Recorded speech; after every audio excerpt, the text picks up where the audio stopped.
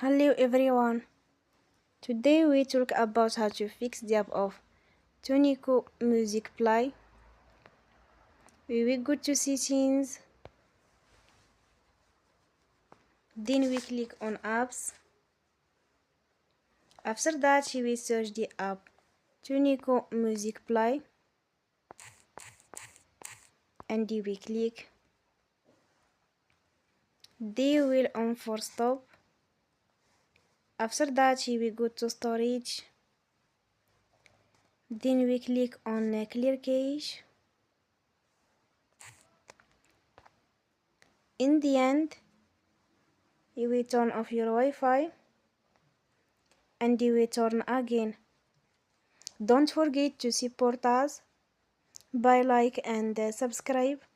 See you next time and thank you for watching.